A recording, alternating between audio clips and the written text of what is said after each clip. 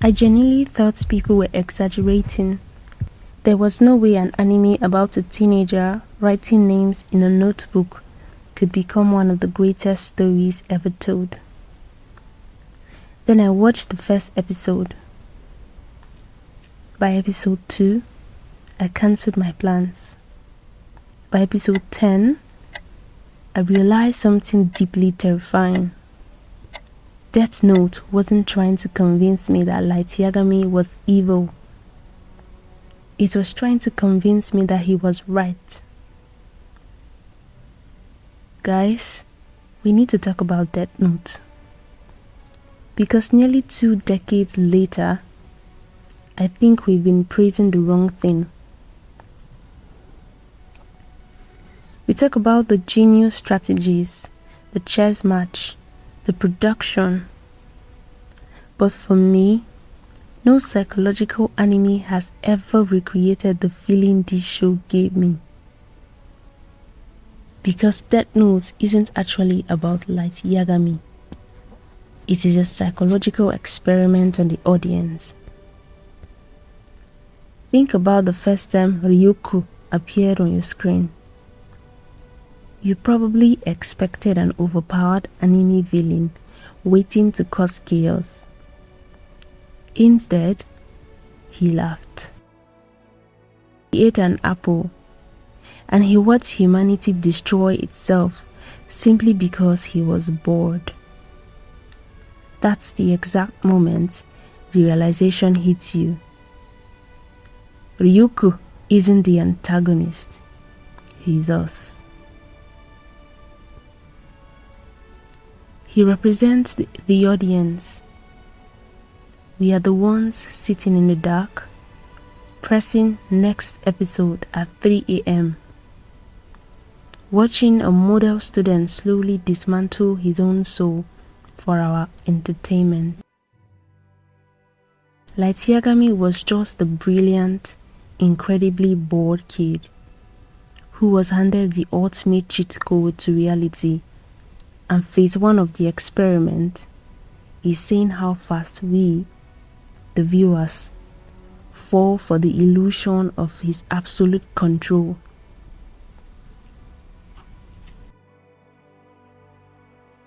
The scariest part of this show isn't when Light starts killing criminals. If we are being completely honest with ourselves, at first, most of us agreed with him. The world feels broken. Justice feels slow.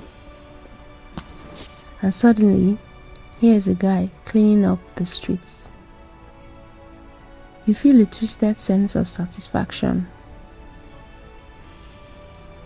But that's exactly where the writer traps you, by introducing L, the eccentric, sugar-addicted detective who represents actual law and order. The moment L tricks Light on live television using Lind L. Taylor, the show stops being a supernatural fantasy and becomes a lethal high-stake game of psychological chess.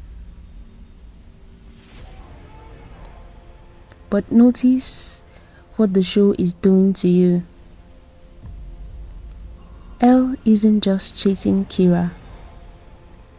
He's testing whether we will keep rooting for the killer.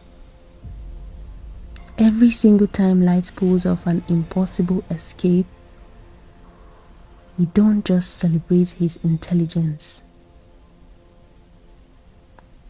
We become complicit.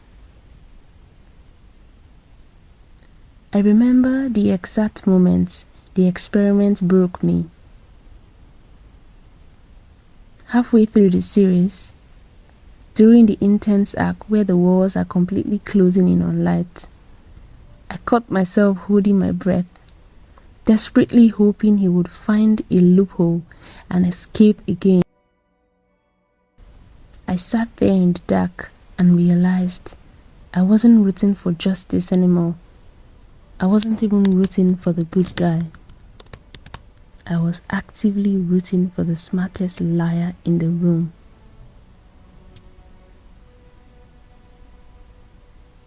Just to see how far he could push the lie. That is the dark magic of Death Note. Few anime hit the viewer's moral compass so effortlessly that you would start hoping the villain wins. Studio Madhouse directed this entire show to heighten that exact psychological trap. They took standard, mundane actions, typing on a keyboard, flipping a page, eating a snack, and directed them like a psychological war zone. Think about the infamous potato chip scene. Light hiding a mini TV inside a bag of chips to outsmart L's hidden cameras. It sounds ridiculous, out of context, but the frantic animation and the booming operatic soundtrack turn a simple snack into a high-stakes heist. The show drops you directly into their paranoia. When Light thinks, the screen turns an aggressive red. When L calculates, it turns a freezing blue. You are experiencing the literal weight of Light's descent. The scary part didn't happen when he targeted monsters. It happened when he looked Naomi Misora in the eyes, lied to her face, and watched her walk away to end her own life. And the narrative forces you to stay in his corner. This is why Death Note remains entirely unforgettable. It quietly turns the audience into accomplices. You don't just watch Light become Kira. You become Kira with him. You share his arrogance. You panic when L gets too close. And you feel the exact same icy dread when the walls finally close in. The ending isn't just Light's tragic downfall. It's the moment the experiment ends, and the audience has to confront exactly why they wanted a monster to win.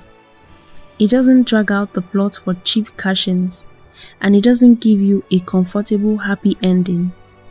It leaves you staring at a black screen at 4 a.m., wondering what you would do if that notebook fell in front of you. So tell me honestly in the comments, at what exact episode did you realize you were rooting for the villain?